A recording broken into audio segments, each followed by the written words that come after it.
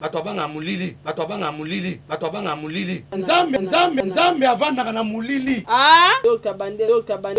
Nzambe avanda na mulili.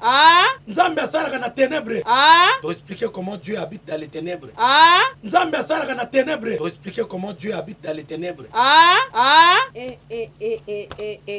Dieu habite dans les ténèbres. Dieu habite dans les ténèbres. Dieu habite dans les ténèbres. Oh, bana mike bazaba ange te soki bakufi bakelola te mwana muke bebe so akufi bakelola te mwana muke bebe so akufi bakelola te mwana muke bebe so akufi bakelola te mwana muke ya bebe soki akufi bakelola te fi bakelola te fi bakelola te Il y a bon délivre, il y a bon délivre, il y a bon délivre, il y a bon délivre, il y a bon délivre. Ville wana Nouvelle Jérusalem ezokita. Ville wana Nouvelle Jérusalem ezokita. Ville wana Nouvelle Jérusalem ezokita. Eza na forme ya carré. Le roi mesa na oyo. Le roi mesa na oyo. Nouvelle Jérusalem eza carré. Nouvelle Jérusalem eza carré. Tangu satana kweye atiki likolo. Tangu satana kweye atiki likolo. Tangu satana kweye atiki likolo. Mukila na ye. Ememi ba ange. Yebisa makambo. Et salama déjà kala. Teko salam. Diable kitaba na kala. Toi ko yaka. Diable kitaba na kala. Toi ko yaka.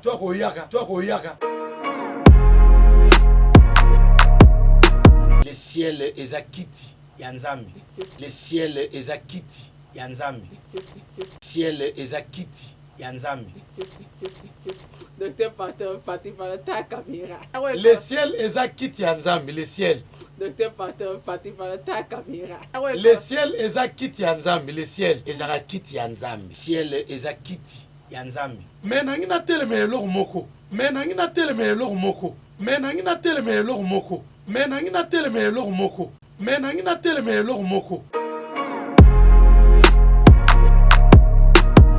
Did somebody say that Majabu Gospel is coming to the United States? Yes, Majabu Gospel is coming to America. Pour la toute première fois, Majabu Gospel aux États-Unis d'Amérique. On the 16th of January, it is happening in Portland, Maine.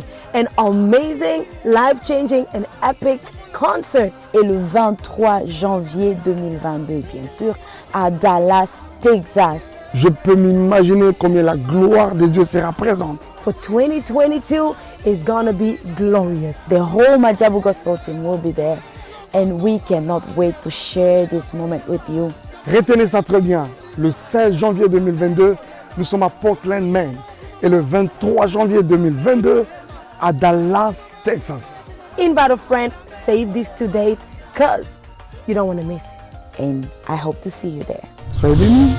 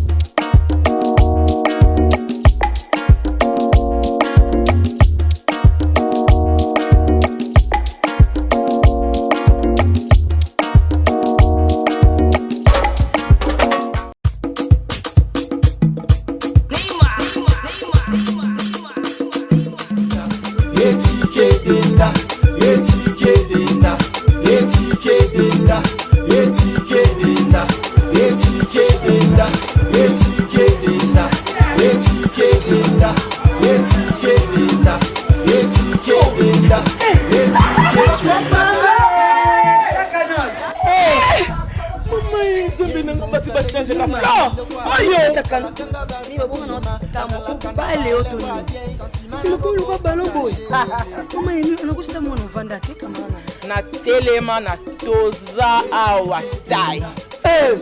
Toza awa tai ya maman Nicole Malonga. Donc Aza partout dans le monde. Oh. Toza awa tai le makambe. Maman Nicole Malonga. Yoko telemi wana. Ima hata sula milaite. anabuwaka na Nicole Malonga makumbia na kuma kelo mukusi ça complexe una solinga mezi nyoso linga solinga ekokayo kota papa Nebiso Yasika Eye. Avec la nouvelle formule de la pommade Toza Awatai, une pommade à 100% satisfaction, une pommade à base de plantes naturelles, et là pour vous satisfaire bien sûr le femme, et là pour vous mettre en valeur, pour vos agrandissements de fesses, seins, mollets et hanches, la pommade Toza Awatai est là pour vous satisfaire. Et les hommes, on ne vous a pas bien sûr oublié, la pommade Toza Awa est là pour vos agrandissements et allongements de pénis. Nous sommes sur www.tozaawatai.com.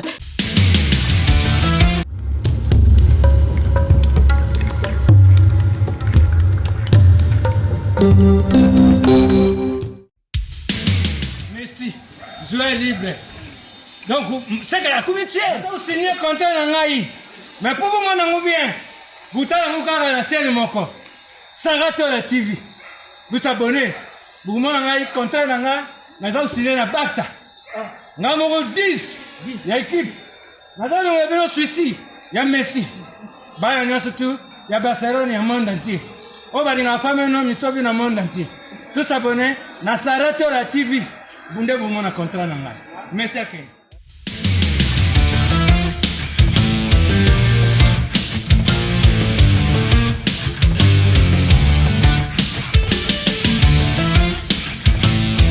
Bienvenue dans votre émission Tranche matinale. Émission Nabino ya réfléchissons tous ensemble, analysons ensemble avec le docteur Patrick Béni du ciel, Balobi Moussakoli Yankolo. En tout cas, un grand merci na cette émission Oyo et manka kibino mingi et bobo sanate que docteur Patrick Aza Monsali Nanzambe Azaranatan et Belepe à Kusambela Pona Batu Azanatan Kokipe Bampate Ndenge Tolo Baraba Brebi Yankolo. Alors, tout ce qui est temps et Azaki n'a pas prière, n'a pas de Komususu. Et le quoi comme disposé en autre zone si sous le émission na biso pour que tu continues bah si je bah thème na biso tout kala kinango. Alors l'autre fois on a parlé de paradis, Sheol, enfer et tout kala qui na Nouvelle Jérusalem, les cieux des cieux, éternité entre parenthèses, les ciels haut le baraton me dit pourquoi lola ndenge to le barola lingala. Donc voilà, tu peux découvrir Ango Awa. Et puis, sujet n'absolu à l'élo, et ça, mois de décembre. On va parler sur le mois de décembre. Pourquoi décembre, Batunion, tout bako m'a alerté na Maramosambela? Pourquoi augmentation des prières et des veillées et des jeûnes? Kakana mois à décembre. Est-ce que décembre, ndé, bisiko Satan a la mukarapona koboma batu? Point d'interrogation, on va tous découvrir ensemble avec le docteur Patrick. Donc voilà, je dirais un grand merci à mon équipe technique. Paulin Mukendi, moi, Nasuka Mukendi derrière la caméra, Banderonanga, ce qui m'a déjà ma B. Paulin. Ingénieur Axe, ingénieur Bon Délivre, Bon Seke. Pourquoi pas, na Jonathan Kivuna, les CG, les récolteurs. Il y a des récoltés là, mais c'est les récolteurs. Donc voilà, un grand merci à l'homme selon mon cœur, Papa Diego Milito. Un grand merci à la Fondation Sarah Tola. Donc, Trozana, docteur Patrick, na ba hôpital. Donc, ko soutenir ba maman, bana, bandeko bakangami na hôpital, bazangi moyen ya ko biba na hôpital. Donc, abiso pe toza ba na Nzambe, na signer contrat na ngana Nzambe, soko pamboli nganga pe na kosunga batu. Alors, tout ça descend toi na kana moi oyo pour na kokinde ko soutenir bateau bazangi bateau baza maladie na hôpital bakangami pona ba facture et puis to kokende pe kolia elongo na bana ya ba orphelin. Donc ceux qui yo polingo accompagner biso na descente wana iboza malamu mingi ndenge mama Kabibi azo accompagner ngai. Donc voilà, un grand merci na ba sponsor nanga Azir.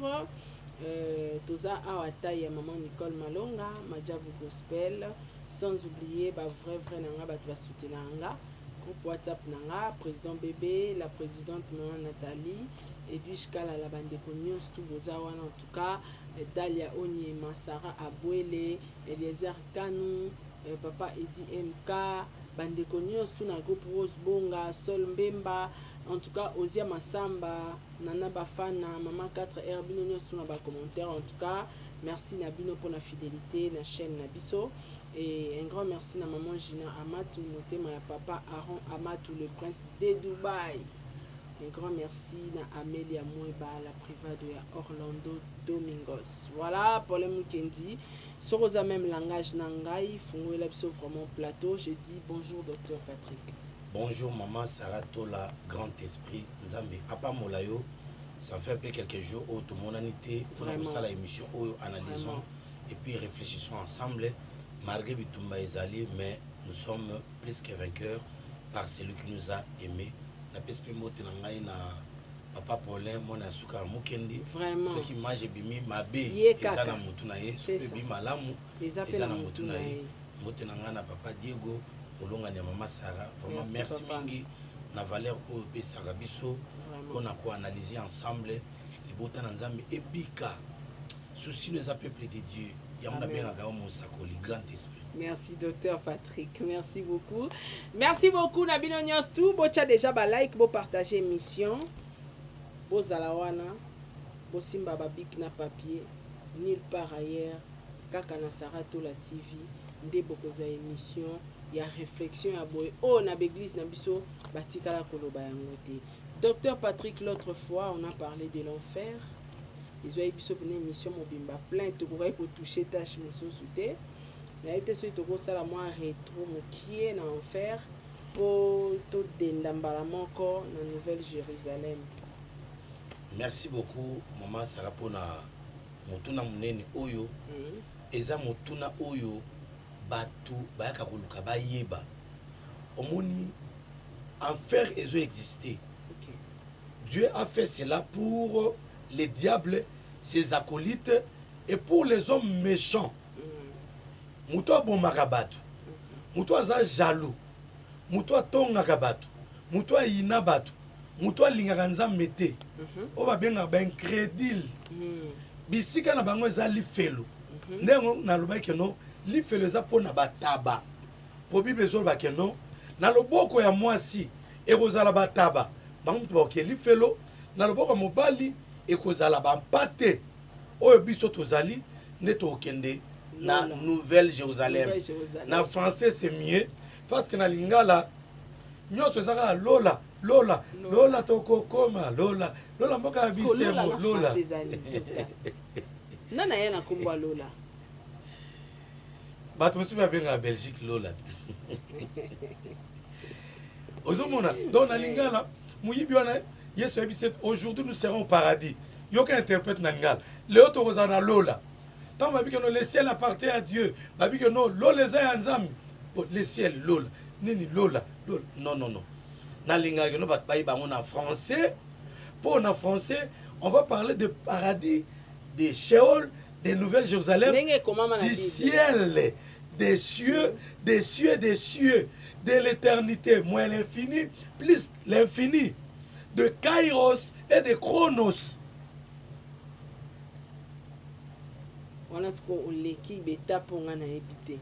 Alors, Kairos, Chronos, on est dans l'éternité. Parce que le BP éternité, au Kumakuna. Dans une mois, c'est mamouki enfer. Enfer, ezali lac. Lac. Lac yama ya moto. Oyo, sokoto sinza mete. Obanga nza mete. Yoza mukonzi. Obo marabatu. Yoza magistrat. Okata marabatu bien te. Oza avocat. O défendre n'importe quoi. Qui n'est pas en conformité dans la parole de Dieu. Oza mwasi. Yalibala. Otrichara mobile na yo. Oza marié mobile obala mwasi moko. Parce que na Bible, mwasi moko mobile moko. Lelo ba polygamie. Oya ba pasteur. Bazana basi 10. Ba pasteur, bazana basi mibale. Osaika divorce. Olobi na boy mwasi oyo. Menzoka ne ozonga na lisusu. Na obalaki, bakomi bale, toyebi yo. Ozomona, bato ya ndenge wana. Bango esika na bango, eza lifelo Okay. lac de feu éternel kuna esika souffre kozala souffre ezali eloko ekitaki na ntango ya sodome na gomore esikisaki sodome na gomore souffre wana ekozala kuna ata olingi olala na kati ya mai ya moto oleli olela yo na nani mposa mai omeli mai wana ya moto ata omizokisi okufa te pasi ebakisami lisusu ata omikangi kati okufa te lifelo wana diable satan lucifer akozala jete kuna na bakoliti na ye talo komi na voisin ya lucifer bokolela bible ezobaki no kuna il y aura que le pleur et le grincement des dents koswana na minu tellement kolela eleki makasi kolela c'est pour l'éternité ndeko kolinga lifelo te yango bible ezobaki no esengo na bai oyo bakokende na lèvement ya liboso eza lokola neti parabole oyo jésus apesaki na Matthieu chapitre 25 bazolobela 10 vierges bayaki mpona bokutana na mwana mobali balobi 5 bazalaki mayele 5 bazalaki bazoba oyo mayele bamemaki bamwinda mena bareserve ya mafuta ya pétrole baoyo bazalaki bazoba bazalaki mpe na mwinda mais bazalaki réserve ya pétrole balobi ke non comme l'époux tardé mobali azowumela koya tout s'assoupir et s'endormir ozomona avant enlèvement ekokisama ekoma baeglise nyonso tu bakolala des faux pasteurs des faux prophètes des faux docteurs des faux enseignants des faux évangélistes ozomona bato wana bato antéchrist bango mutu bakokende na lifelo et babi ke non au milieu de la nuit on cria souligné on cria voici l'époux phrase wana on wana ezali une partie, une réserve. Tant où toutes les femmes, quand toute l'église va s'endormir, na bifinga finga, na matongi, na ba pasteur collègue na ba réseaux sociaux, quoi ça n'importe quoi. Je condamne les pasteurs qui passent à la télé, aux réseaux sociaux, faire n'importe quoi, distraire les enfants de Dieu. Nazo lo balabana na nzambe. Bo fongo la bisu, yo la nagaye, o la na pasteur na ko sa ba beze, azo sexa batu, ozo kota na malédiction. Vraiment. Il faut telemela ye asali bo ba vie ezala te bolanda ye te n'est-ce que bolanda ba mateya ya boyi na ba tribune de réflexion oyo ya analysons réflexion ensemble ozolanda mutu mama abenga na Canada abi papa ngaso na ngina seka na ngina se divertir na tsheka pasteur wana biloko osala mambo oloba epeska posa oseka yokana nu ndenge nini mutu akomiko bebisa évangile. Donc, tant cet évangile, il y a des personnes qui ont payé le prix pour l'évangile. Bah Pierre, bah Kata, bah Mitou. Bah Jésus, bah Bête, bah C'était. Jean, ouais Apocalypse, bah qui est na île de Patmos. Nakata île wana, île Mouké. Bah Ngano bah Robima, bah Nyamabe, bah Fanise Kuna, Mutute, Koliate. Nde, ange ensemble, mais bien en révélation. À quel moment c'est ma cam oyo, autant dans l'Apocalypse, il y a des personnes qui ont payé le prix, Maman Sarah, Grand Esprit. Batbanyo ko un évangile oyo, koya ko fistiger yango. Non, wana mutu abonga zo contribuer pour même batu na lac de feu éternel. Oko ken lac de feu éternel so landa batu abongo. Ko landa sous pasteur o eko sa ba base na internet té. Pasteur zo loba loba wana, ezama be parce que la Bible dit la foi vient de ce qu'on entend. C'est ça. Alors, on a l'acte de feu éternel. Un enfant nous est né, un fils nous est donné, on l'appellera. On a Esaïe Moutazo prophétisé. Un enfant nous est né, nous les Juifs. Un fils nous est donné à l'âge de 33 ans. Mais nous n'allons pas l'appeler. En français, on l'appellera. Les 11 c'est qui? Les 11 c'est l'église de Dieu qui comprend la révélation du Fils de l'homme, qui comprend que non, Jésus-Christ c'est celui qui est Dieu, qui comprend que non, c'est celui qui est Emmanuel. Nebako Samela, comme moi Emmanuel, comme moi Jésus-Christ, pour que nous pas qu'il y ait un lac de feu éternalité. C'est les 11 qui ont la révélation. Au milieu de la nuit, toutes les femmes là s'assoupirent et s'endormirent, mais on cria. Quand bien même l'église sera endormie, il y aura une pension des gens, comme nous, comme moi, docteur Patrick Bénédiciel, le prophète Mobikisi. Le 1, tokoya pona ko réveiller batu. Ne angwana nzambe alerter yo mama Sarah. Comment on a été que nos mamans au ya réfléchir ensemble. Et ça la mission moko boy potika que nous na ça l'émission. Non. Tu es inspiré de Dieu nazo biso mama solo. Nzambe ne muto inspiré yo. O ça le loka boye pour na ko sauver peuple de Dieu. Oyi bato bele bazo benga. Bato so benga rate papa bonela pona nga. Papa naza ba problème te. Mais ça na bana ebele. Loko papa allait na France. Il y a le docteur Patrick Bénédiciel. Nangina sosola ma commune nzambi nazo révélation nazo mayeli. Eza na bato ebele. O bazo benga. Justement pour bazo connaissance. Na lobango, celui qui a la connaissance a le pouvoir. Celui qui a le pouvoir domine. Celui qui domine contrôle. Nzambi a pas molo mama Sarah na initiative oyo. Kolembate eza mafinga. Il faut continuer dans nzela oyo. Ya analysons ensemble, réfléchissons ensemble. Mukolo moko ata toza na mbete hôpital. Ata na coma, médecin albike no malade est incurable. Mais émission ko ganga nzambe. Na mana ko sana docteur Patrick Bénédiciel, prophète Mobikisi. Émission oyo réfléchissons, analysons ensemble. Tala milimo ebikaka. Seigneur, souviens-toi de moi. Maman sana zo yebisa yo. Oko kota lola kaka partie émission oyo.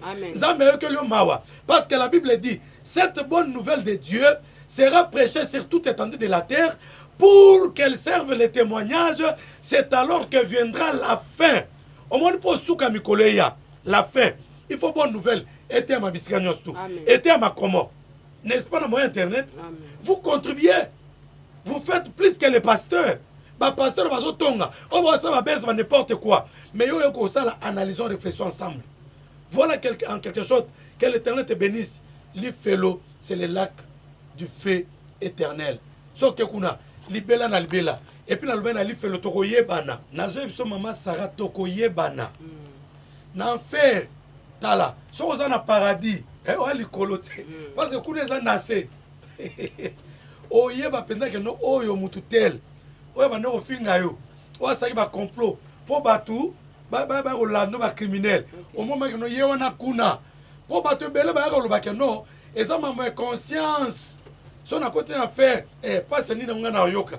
Bonga na oyeba. Oyeba que za yo. Bible zo ba boy. À présent, nous voyons d'une manière obscure à l'aide d'un miroir. Mais en ce jour-là, nous connaîtrons des choses. Et puis, quand on a non seulement pasteur, yo ma pasteur, autant musamabe, osa impoli, osa insoumise, aux autres sans en mettre le au bal pasteur, donc le latte, tala, couple ici la awa, liba le soukeli awa, kuna mutumunanzanae. Le salut est indiqué. Oh, bana mike, bazaba ange, soki ba kufi ba ke lo latte. Mwana muke bébé so akufi ba ke lo latte. Ok lola mwana muke ya bébé soki akufi ok lola te oh no bana baza ba angelo nzambe ya bon délivre oh bana baza ba angelo nzambe baba angelo nzambe te foi na bango foi ba parents plutôt ya mutu sauver bana wana donc so ba parents papa no mutu miyembe o mutu yele zubulu zabala mwana akufi mbala moko akena Sheol na salle d'attente cause là porte ali fele funga makui akota. Ah docteur Patrick et si passe hein mais tu expliques déjà makambo yo siko docteur Patrick wana ezaki moi rétro tongi pina to kota siko yo na sujet na biso alelo. Merci beaucoup na sambe la poto kota na mutu nango. OK. Éternel Dieu tout puissant nzambe na manzambe na nguya nyoso. Pambola ba onyoso bazotala biso ba onyoso ba olanda biso. Kolo circoncire mato ina bango émission oyo eza pona ko sauver milimo ya bato na bebisi ngoyo so monisata na mabe puissance ya maladie ya ba problème ya mvutuma na bomo ya peuple ba olanda biso o ba landa biso o bazal ko ba abonné ya mama Sarah Tola na chaîne oyo ya Sarah Tola TV pambola bango nzam na lola ngoyo so monisata na molili elongwa ba marque nyos tout de la bête ba marque nyos antéchrist ba caché nyos tout o ezane longi na bango ba marque nyos ekweya na komona Yesu Kristo fongola mitema la bango circoncire bango na komona Yesu Kristo amen amen. Voilà, émission na biso lelo, Dr Patrick tokomi na Nouvelle-Jérusalem. Nouvelle-Jérusalem ezali. Merci beaucoup Maman Sarah. Naba oba na biso Maman Nana Kalemba. Zambe apambulo makasi po yo zamola ni monene ya émission Maman Nana Kalemba.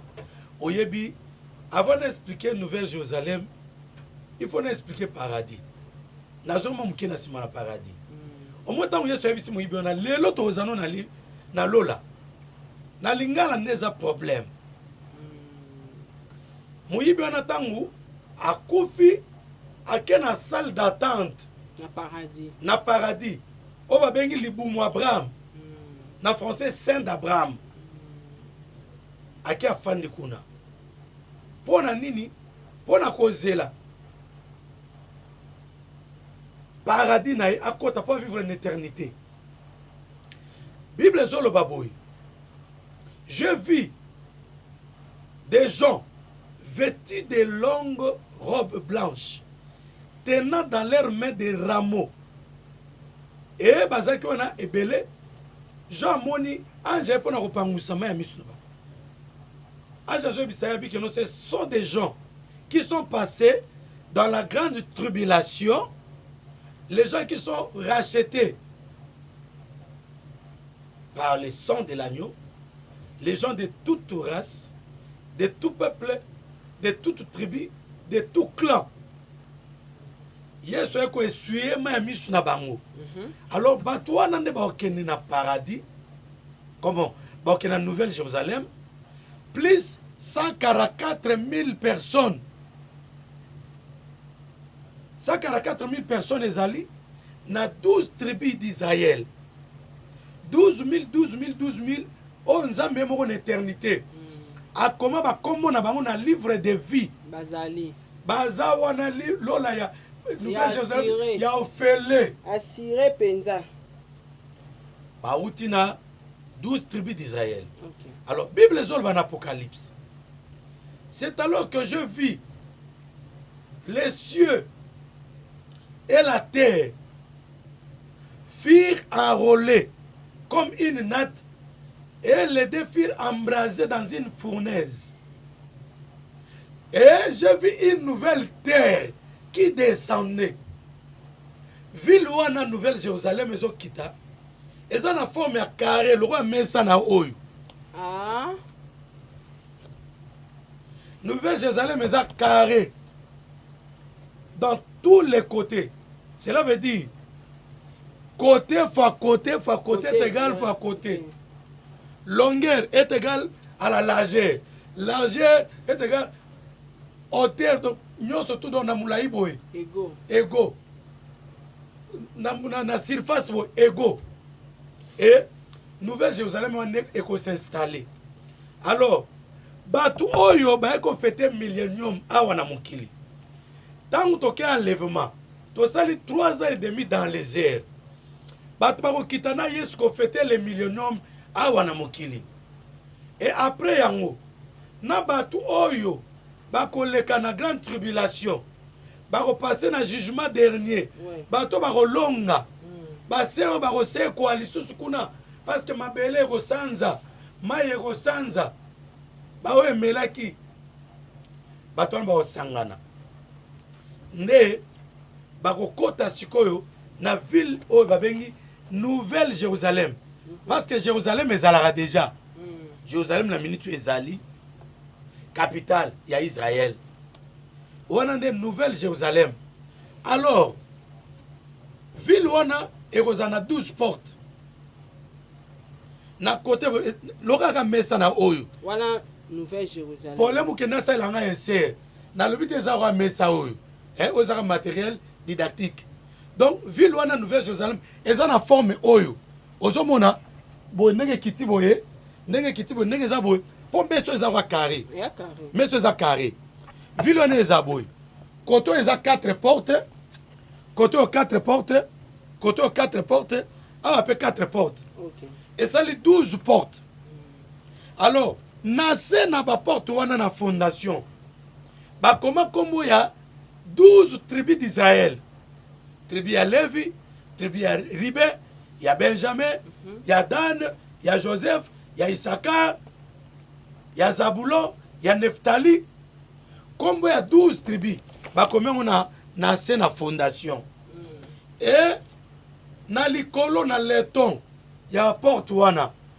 Comme il y a 12 apôtres de Jésus-Christ. Pierre, Jacques, Jean. Les 24 vieillards dans la Bible, dans l'Apocalypse, les 24 vieillards, les 12 tribus d'Israël et les 12 apôtres de Jésus-Christ qui forment ce grand nombre-là de 24 vieillards. Alors, Vilwana, na kati na ngo, eza na fleuve moko, eza na dérive.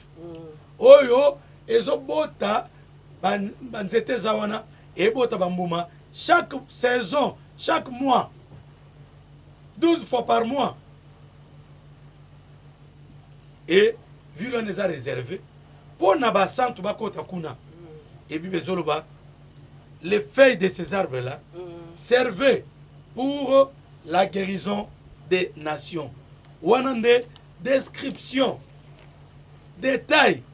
Il y a ville Oyo, Nouvelle-Jérusalem, les a carré, il y a 12 tribus d'Israël, il y a 12 apôtres de Jésus-Christ qui forment les 24 vieillards. Et puis pour votre information, ma prière va nous avons la commission, les 4 êtres vivants, les 24 vieillards, tant que nous avons quitté, et ça, révélation, Jean Monaki, les choses qui arriveront. Pour Apocalypse, c'est le bel 3 temps. Et le bel le passé, le présent, dans le futur. Pasteur Moura Yambanga Alubi, Bilo Nyozol Bahana. Apocalypse, c'est le bel passé. Apocalypse, c'est le bel Mamezoya. Afin de s'en réunion, pour Nini, moi, na emoko, abandonné aux amateurs à côté Pananga. Si vous avez un boy, si vous avez une suspension, moi, n'habite ngana uzwa suspension bote na obenga mutu apesa matea oyo babenga na pona o défendre matea wana na yeko expliquer bango to yeko tomber na makata ma apocalypse oyo ono papa biloko nyozolo baona apocalypse lo belaka makambo zoya oyebi pasteur wana miso bana ye abina ka soko démontrer ngango sikoyo ne na ndimi oza docteur na miso bana ye na me papa oyo ka soni mais oui na pesa apocalypse chapitre 12. Balobi par la quête du diable, du dragon.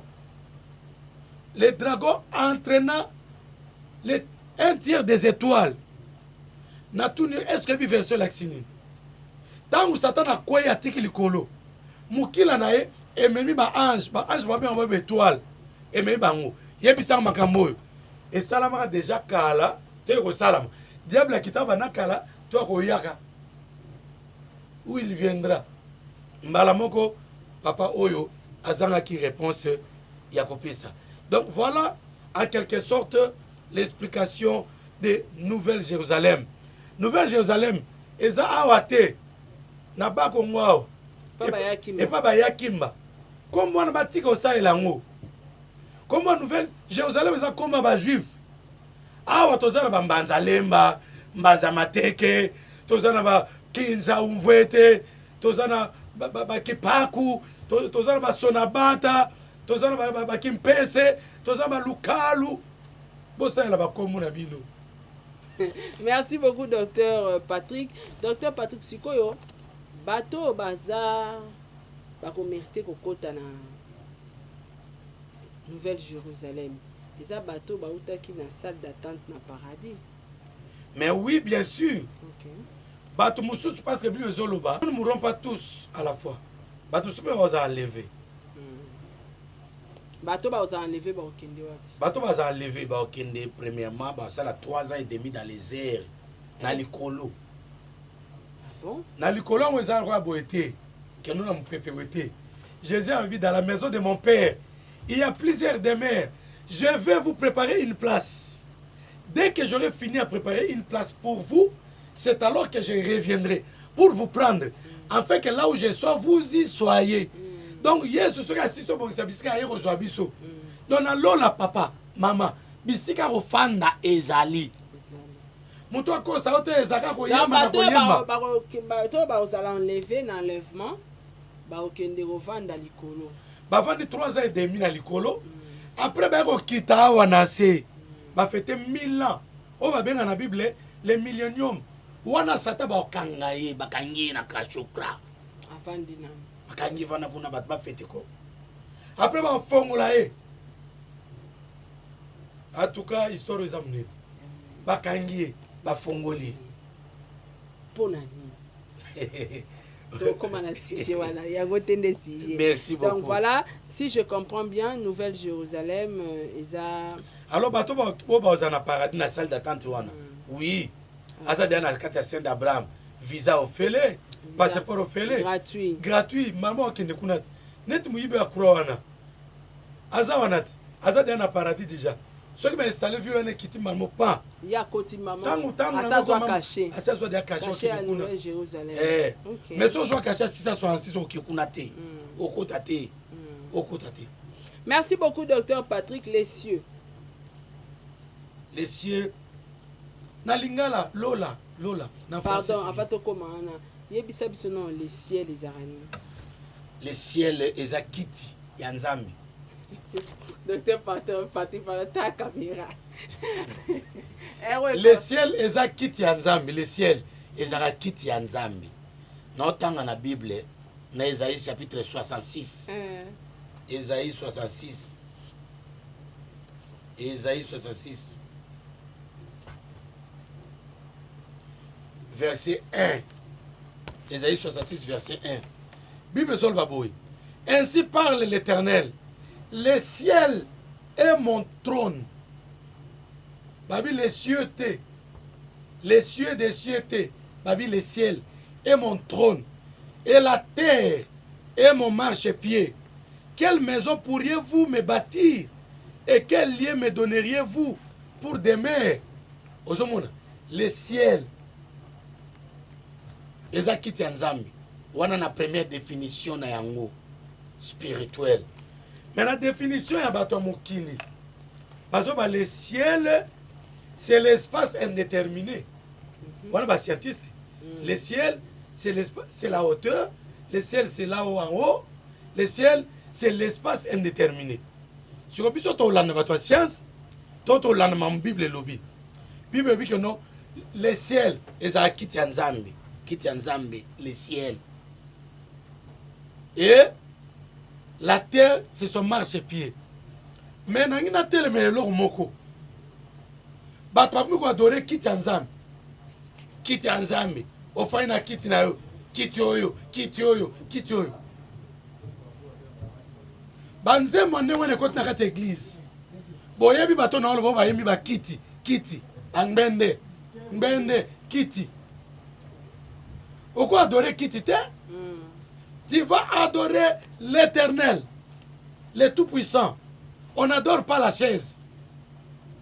Banze mon nom va comme ça Kiti. Kiti na Kiti ya bokonzi na yo. Wana babi ofani na Kiti ya bokonzi. Ngali banze mo ba comme ça ba Kiti. Ngwende na yo babundisa kangote o. Ngwende na yo yangwana te. Kiti. On n'adorera que l'Éternel, lui seul, le nom de l'Éternel. La Bible dit, lui qui existait en forme de Dieu, il n'a pas regardé cela comme une proie arrachée d'être égal à Dieu. Il s'est humilié, il s'est rendu obéissant, il s'est dépouillé lui-même. Lui qui était Dieu, il s'est rabaissé, il s'est rendu obéissant. Il a accepté la mort. Même la mort jusqu'à la croix. C'est pourquoi Dieu l'a aussi souverainement élevé. Il lui a donné un nom qui est au-dessus de tout nom. Afin qu'au nom de Jésus, tout genou fléchira. C'est ça. Dans les cieux, bah anges, les chérubins. Ils ont 4 êtres vivants. Ils ont 24 vieillards. Ils ont tout nyosuana. Dans les cieux, bah on est au Kumisaï. Ici sur la terre, les Européens, les Africains, les Asiatiques, les Océaniens. Et puis les gens avec un moroboy. Ils ont raté en Nzambe Batumwindu. Nzambe Batumwindu a raté. Religion, ça n'existe pas. Il y a un seul Dieu. La Bible dit, car Dieu a tant aimé le monde. Il a donné son fils, fils au singulier. Il a donné son fils, afin que quiconque croit à lui ne périsse point, mais qu'il ait la vie éternelle. Dieu a aimé le monde. Oh, eza nzambe mindele. Oh, nzambe atu mwindu. Ezalaka te boko sabatu. Nzambe mwindu azalaka te. Oh, nzambe biso atu mwindu. Nzambe b'Africain azalaka te. Il y a un seul Dieu qui nous a été donné, un seul nom qui nous a été donné parmi les hommes par lesquels nous devons être sauvés. C'est le nom de Jésus-Christ, Yehoshua Hamashia. Alors, si vous voyez que nous sommes à Batumouin, ton dimanche à Batumouin, pour Congo Bonga, pour Afrique Bonga, pour Bandundu, Bandundu, Bandundu, pour Bandundu, pour Mindele, on s'en Mindele, Bazia, on s'en Banan, Yabatumun, on s'en Batumouin, pour Bandundu, Bandundu, nous sommes à Bangwazawapi. Na kati maloba te Dr Patrick eza na ba église mususu ba religion mususu toyebi bateaka est-ce que balobaka ke nzambe atinda bango ba continuera ko faire croire batu Saint-Esprit eza mutu mususu nzambe aza mutu mususu Jésus-Christ eza mutu mususu alors lelo bango na ba ya musée na ba église mususu bazo lobaka non nzambe azalaki motindami ya Jésus-Christ aki motindami ya nzambe aza ndenge moko na papa Kimba aza pe ndenge moko na pa musée nde nzambe atindaki biso na Afrique pa Kimba dans Afrique nzambe atindaki biso awa na Kinshasa na Congo pa Kimba aza alokola Jésus-Christ na biso et côté pe côté mususu ba ya musée batindaki bango ya musée omoni biloko wana eza ba amalgame. Donc fausseté ngako bayaki mana ki pa bango te po bango babeta ne masolo bate ne masolo donc baza ba confusionniste bayaki mbawana oyebi ke non bayaki mba bayaka na Congo ate na Angola pe eza na nani moko ya kuna pe Simon Otokwa ozomona na Brazzaville aho. Donc ezaki ba série ya ba Simon ne ba bimaki na Afrique aho bana raison te bana nzela te bana nzela te. Alors dans les cieux OK les ciels bien les cieux les ciels tout on a tout na que soit les ciels les ciels akiti ce que question est avant les ciels les akinde les cieux. Et on tourne à la différence dans ah, ok. Les cieux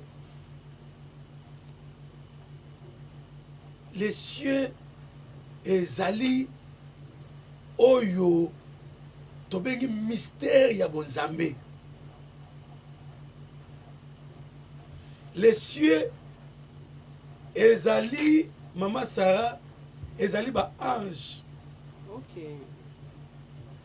En dehors, il y a espace où on a les cieux.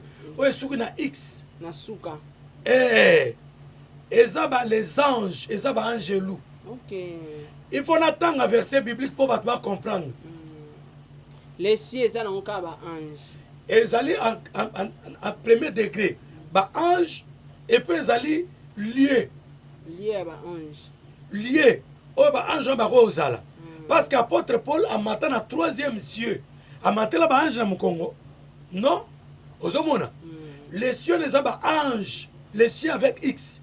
C'est un attend un verset biblique oyo. Parce que si on attend un verset biblique te.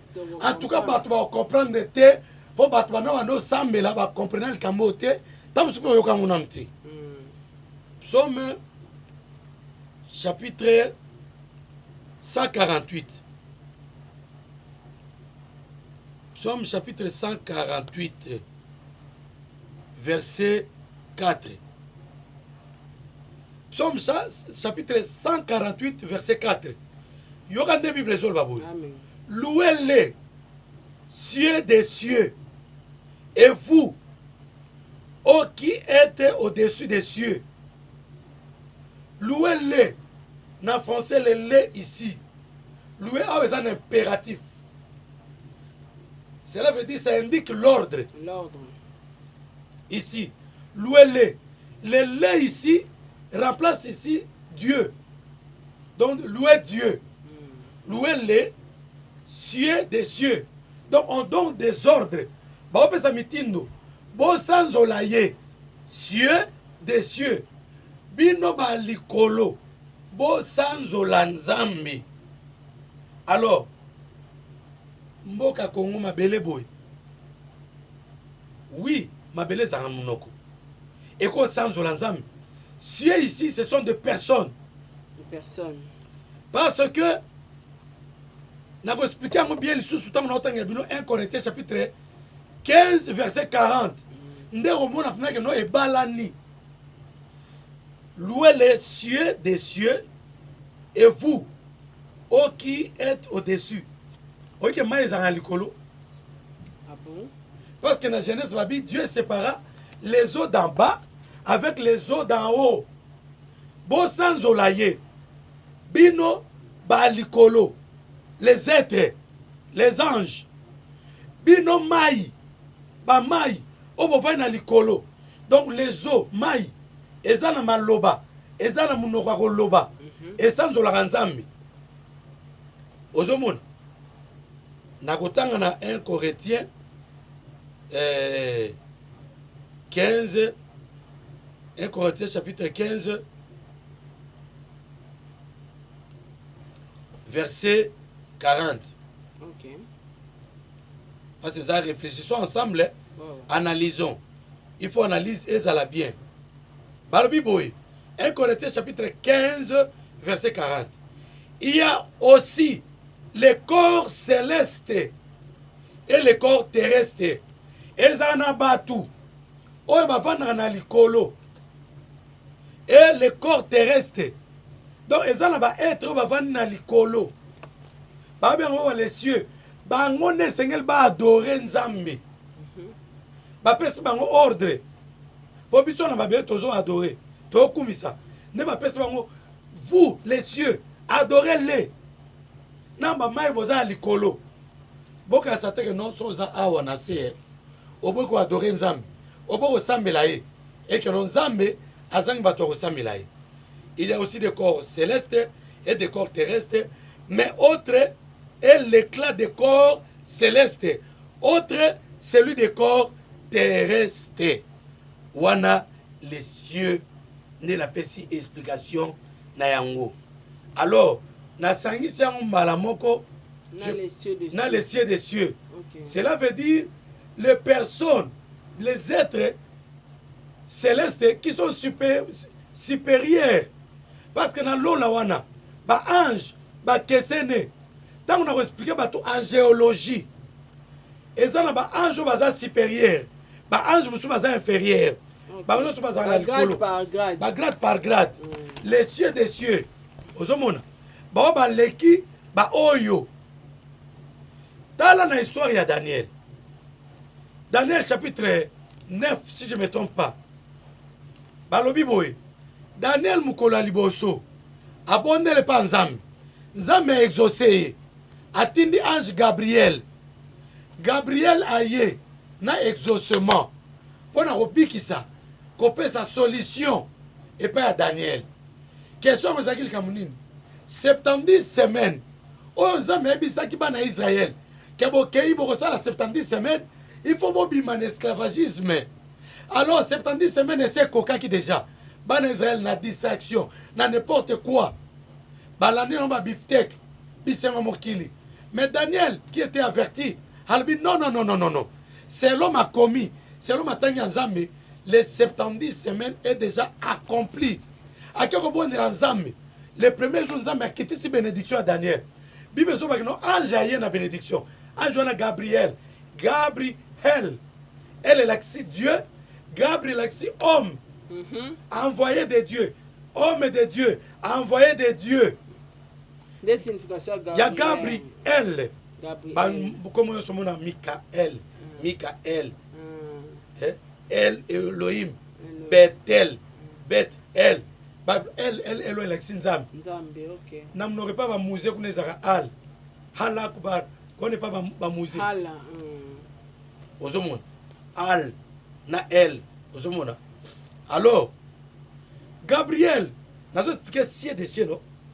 Gabriel a une bénédiction à Daniel. Bakangi et pas ba ange ya Perse. Tant on le même angéologie. To le même ange déchi, ba ange bakoya. Bakangi ange ote pa nzambe. Ezala batu musuba no senga libana yo. O senga kobota no libota no kangami. Libale kangami. O sambela nzambe. O joa documenté mikana na poto te. Awa ozo souffrir. O tika fri okena poto. O lota bando to ozo zonga. Makambo compliqué. Peut-être bénédiction essaye déjà. Et pas à Gabriel. Ou à Gabriel Moussanaï. As un ange messager. À Memaba Sango. Mais à ma cité. C'est comme Michael. Ozomona. Na angéologie, c'est na classification. Michael est un ange guerrier. Baza ba chérubin protecteur. Ba ange bazali. Et puis ba archange bazali. Ozomona maman Sarah grand esprit. Ba ange bazali. Ba archange bazali. C'est comme Bible ba les cieux des cieux appartiennent à Dieu. On a un psaume chapitre 148 verset 4. Les cieux des cieux appartiennent à Dieu et il a donné la terre au fils des hommes. Mabele awa nzambe apesi pa bana ya batu. Kwa ko bateo malheur à la terre, le diable est descendu. Makambo zo simbate. Non, tu as le pouvoir ici sur la tête. Nzambe apesi mabele. Oh non, mabele c'est Satan. Mboka na biso zalola. Papa, au voyage nos kata en avion te. Au sommet un lèvement avec facilité. Non, il faut expérimenter. Bisengo pe mokil oyo. Au bala, au bota. OK, pe mo ba plage. OK, pe mo ba tourisme. Ça fait partie de la vie. Pierre atunaki Yesu. Yesu, totiki nyos to landio, to rozwanine. Or Yesu to te matin morabi, cherchez premièrement les royaumes des cieux. Tangu abibongo.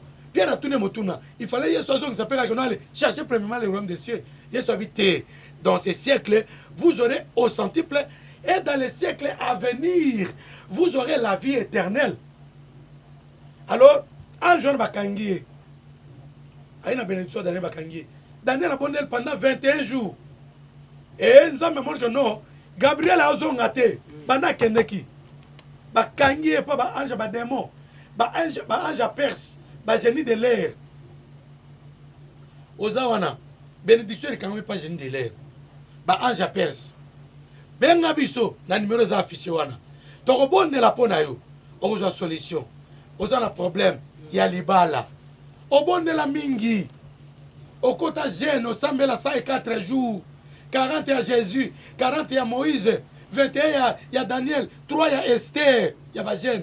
Mais solution zate. Obando bakangite. Ba ange ya Perse, ba bloqué. Gabriel. Il faut intervention. Il y a Michael. Michael wana ye mutabundisa Satan. Ye mutakwesa Satan na mukili. Satan sa rébellion. Michael mutachasa. Nzambe atya robunata bitumba wana te. Osomon, les cieux des cieux, les anges et les anges supérieurs. Pour explication à Boé. Dans l'église, on peut se monter. Dans l'église, on a monté à Kaka, Bartimée. Batoiseau Pexaé. A gagné les fils de David. Au Bengelanga Bartimée. Aïe. L'église est sous à Kabon. Et puis, l'enseignement, oyo. Bapé sango mingi. Et pas y'a pasteur. Na conférence, pasteur. Pour madame Naloba Ao. So mutoza na maturité te. So muto atangi te. Ana bonzame te. Ala nangana nenga lo yenge. À comprendre répète bien te. Il y a une émission à biso et analysons. Réfléchissons ensemble.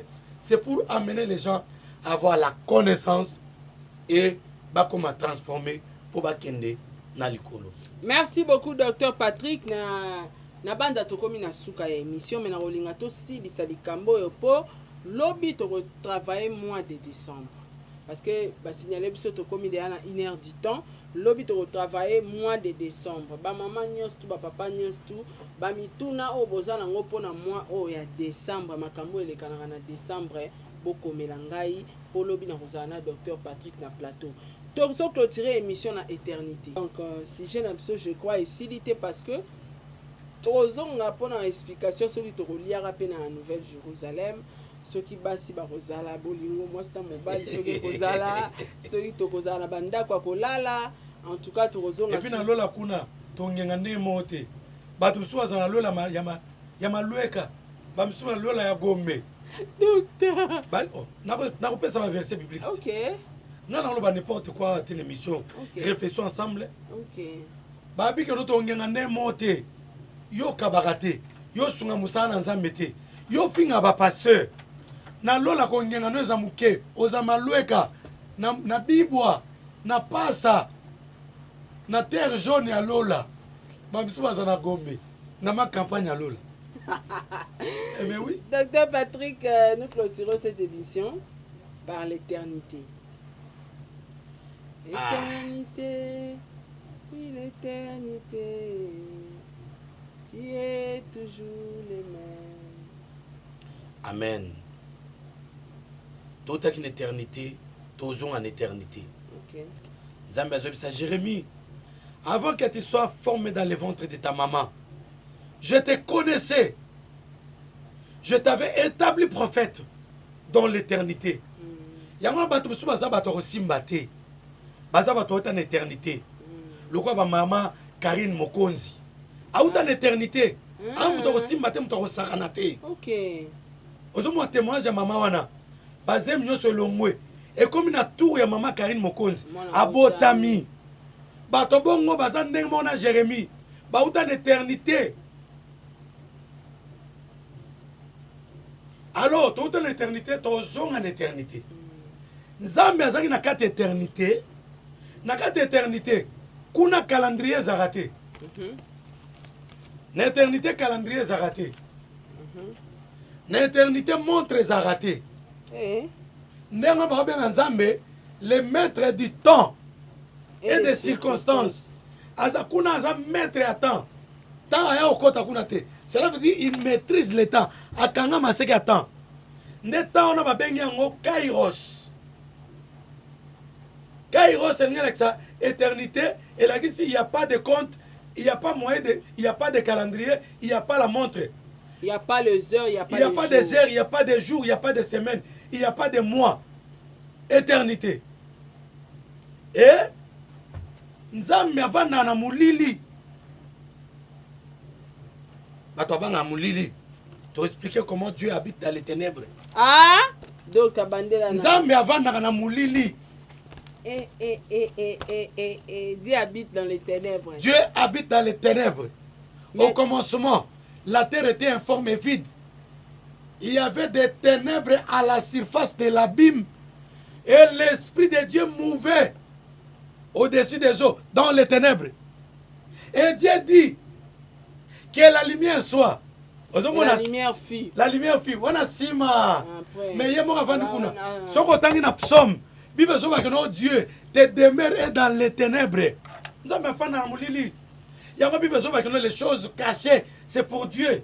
Ceux qui sont révélés c'est pour nous. Et puis Bible zo que non sa gloire est de cacher les choses. Nzambe asala na ténèbres. Yango mona que non po Nzambe afiakula ba égyptien colonne de nuée ba no tambola liboso ba na Israël. La Bible dit la colonne recula, colonne de Zogina Sima.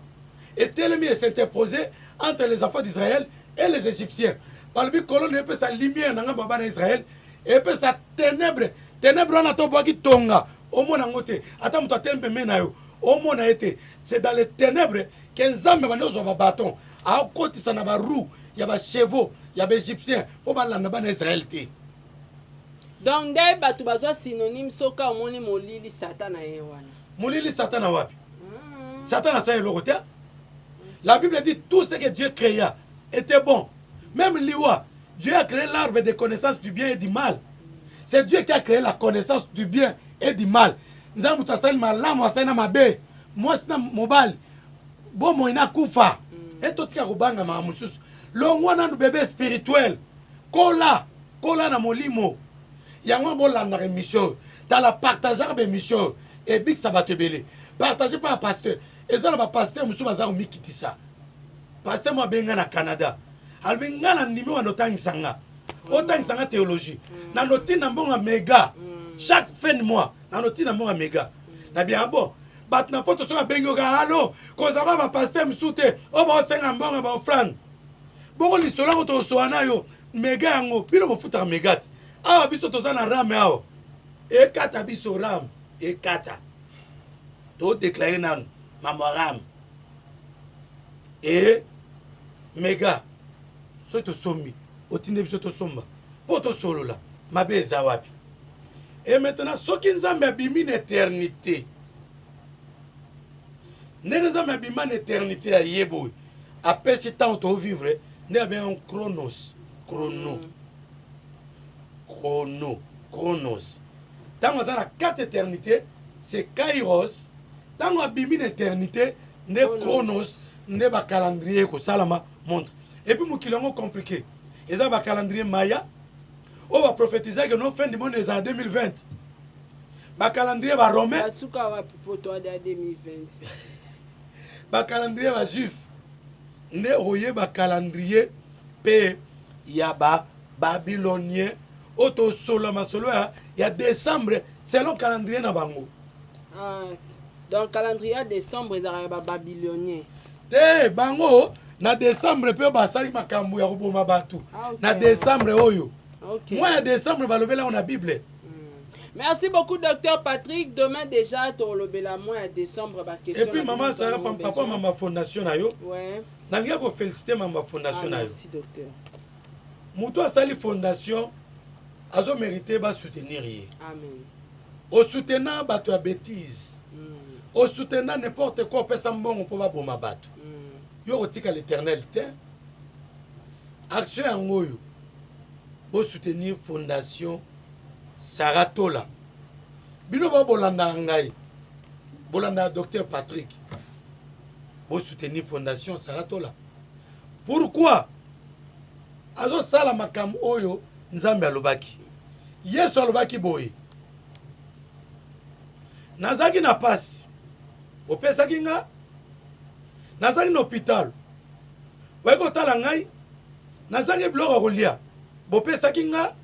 Nakanga maka na ba prison boye kotala nga baye ko babi papa mukoni ni okota prison mukoni oza na mete hôpital bilo ni ozolo ba oyo Yesu Yesu abi chaque fois tant bozo sala yango et pas ya mozali sami mozala linabino na français vos prochains cela veut dire bo sala la ngai donc maman Sarah so alesi mobola na descente wana na ozala wana. Merci docteur Patrick. Na sambela pona ba malade bazui ya molimo bazui ya nzoto babiki na nzoto babiki na molimo omoni ba musu bazana na hôpital wana akanga bango ba musu bazana bazaba problème moral il faut parole de Dieu ya na mo loko ya boye ale moi likemba moi lipa moi soso babimise na hôpital mutu na ko kanga pe na nzambe tala évangile tambulaka ya felete bino bolinga soutenir batute et ça fait bien docteur Patrick na soutenir yo boy maman nana Kalemba oza wapi maman Yvette na Suisse on va battre notre docteur Patrick décembre yango maman Sarah o soutenir mbongo nezo kina ko n'importe quoi tala bible zolo baboy heureux dès le présent les morts en Christ car ils se reposent leurs œuvres les suivront. Misala na weko landa yo. Omoni Tabita Dorcas. En tout cas na ozanga timkuana. Tabita Dorcas no sa misalo yo. Kotongela batu bilamba, ndenge zo pesa bilamba wana. Azai chrétien, ale chrétien te. Ano sambela wapi. Yo ato sambela te, tu peux soutenir cette œuvre. Tu peux soutenir cette œuvre de Dieu. Moi et maman Sarah, to sali bloc to bengi réfléchissons ensemble. Tozo exhorter yo. Ce que moi sengi bolwa bisenga senga tikanga na sengi lela ye selon la parole de Dieu. Tabita Dorcas azaki chrétien te mais a soutenir babola mukola kufi babengi Pierre ala na Jopé Pierre ya mbangu babengi Pierre ya kawa tant Pierre a commis et la mata bita ngoy téléphone a pesanga couper atongela nga bika sombela nga Pierre amoni bato nyonso baolela moto nyonso atombolela lamba mo eloko oh likamnini mwasi wana sekui pour na ba bien na ye Tabitha Dorcas. Oko c'est quoi? Tu seras béni. Amen. Tu seras richement fort. Tu seras fortuné quand tu aides les orphelins et les veuves. Dans Jacques chapitre 1, verset 27, la Bible dit ceci. La religion pure, ce que Dieu aime, consiste à aider les veuves et les orphelins. Même en tant que pasteur, oh, toza bisobo, so na sunga babola te, na sunga ba veuve te, orphelin te, et ça religion pure te. Maman Sarah Blora ça là haut, ba pasteur, pour soutenir. C'est ça. Et puis na livre à Job, na peut son verset lobby. Job 6, 14, je pense. Balobi, so qui ata mutu atiki nzambe mutu a souffrir, azana droit ya compassion ya amina ye. Ba version non peso yango. Il a droit à compassion quand bien même il abandonnerait l'Éternel. Alors il faut mériter compassion. Merci vraiment. En tout cas, merci beaucoup, Dr Patrick Tokomi, vraiment na souka ya émission. Na été sur na quelques salutations. En tout cas, bandeko boyo qui message oyo aza touché ya ko soutenir ba orphelin, ya ko aider basio baza na hôpital to bana to ba bébé o baza ba malade bazozanga lisungi ata ya kisi ya tonga. Vous contactez biso après émission. Dr Patrick te succès émission na biso awa. Mais na lingo expliquer biso verset oyo. OK. Soki nzamba pamboli moto azaki na pasi aleki ko témoigner que bola mwanzambe tala nazaka otambola makolo nzamba pesinga motuka. Est-ce que zali mabe? Phrase à vanité de vanité et l'axarani. Merci beaucoup maman Sarah pour la mutuna oyo. Soki moto a témoigné zali gratitude malamu. Au moins moto a témoigné te yeso albi boy. Soki bo témoigner ngai te boyo ki nga son. Ngai pe na koka bino soni liboso ya tata na ngai pe liboso ba angelu na ye.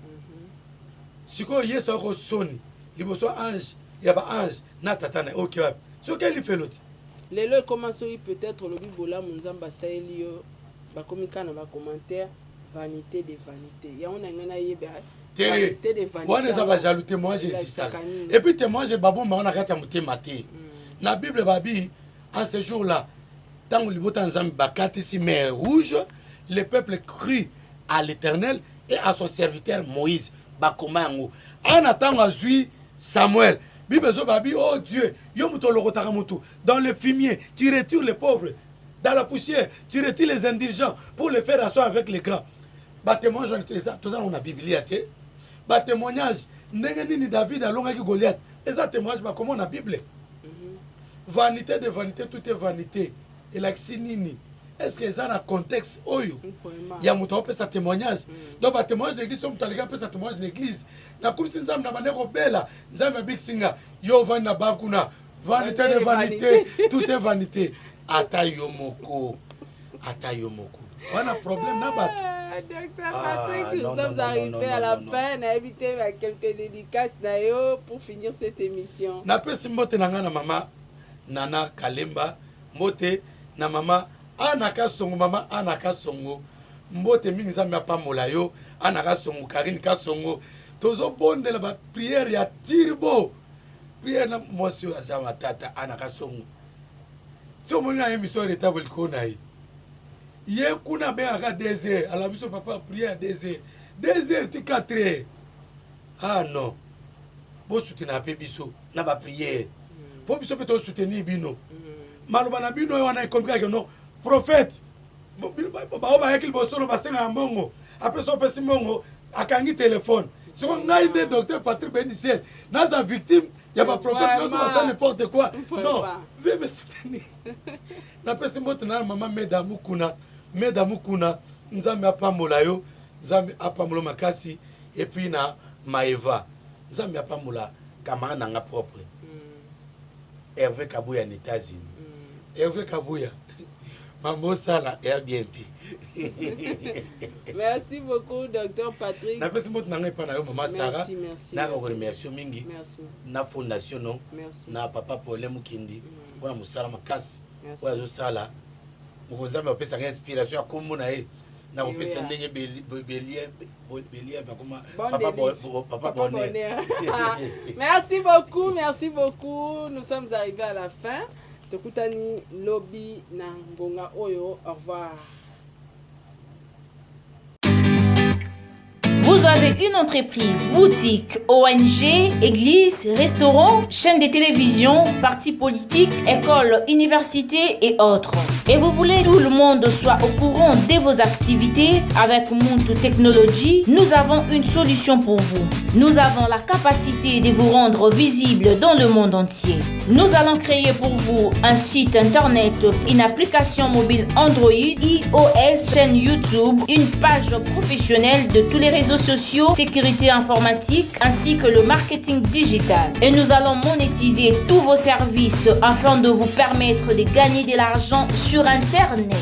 Nous sommes sur l'avenue Cabinda, numéro 211 dans la commune de Lingwala, référence Cabinda Center. Veuillez nous contacter au plus de 143 82 09 34 440. Mail contact@muntutech.com. Site web c'est www.muntutechnology.com. Muntu the Technology of Africa.